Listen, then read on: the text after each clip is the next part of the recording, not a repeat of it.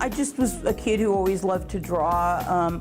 I had an older sister who was really, really, really good at art. So when I was little, I really wanted to be better than my sister, but she was 7 years older than me. So I figured if I worked really hard and I drew all the time, that maybe I could one day be as good as her. And I kept working, kept working, kept working. And she became a lawyer and I became an artist. If art is a form of visual communication, it's also a way of thinking. A lot of times I can solve a problem visually that somebody else who thinks differently might solve verbally or mathematically. I think 3 different people can look at a problem and solve it 3 different ways, and art is just, it uses a different part of the brain, but it's just as important as all the other parts of the brain. But using some sort of social media in order to teach students. So he talked about YouTube, he talked about blogging, and he talked about different ways that teachers could create content online for students to look at independently. So I had all this stuff to teach them and not enough time to teach it in. So I decided if I put it all on my YouTube channel and I create videos, the kids can learn it on their own, and when they walk into the classroom, they'll already know what to do. Bill's class, and maybe they love to draw and they really wanted to learn art and they couldn't. And this way they could go to my blog and sort of do the lesson themselves and still learn art. So I felt like I was able to maybe still deliver the same quality of instruction.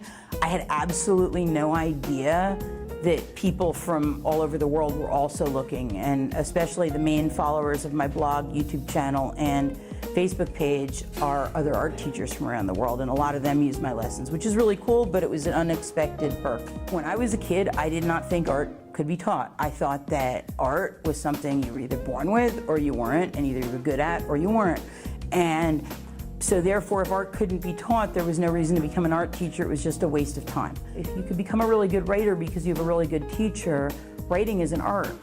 So why not teach art the same way that you teach writing? And if I could break art into all its different component pieces and teach them, then my students could become better artists, just like this guy was able to make us all love writing. Maybe I could get my students to love art the same way. I think that teaching is an art, and that it's the highest form of art in a way, more so than, it doesn't matter if I'm teaching Photoshop, it doesn't matter if I'm teaching painting, it doesn't matter if I'm teaching drawing.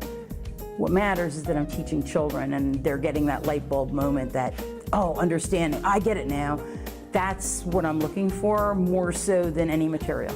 I would like to teach at the college level.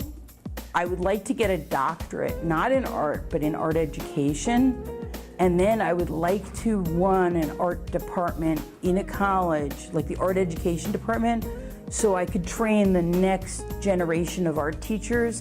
A good art teacher in a good art class, no 2 pictures are going to come out the same.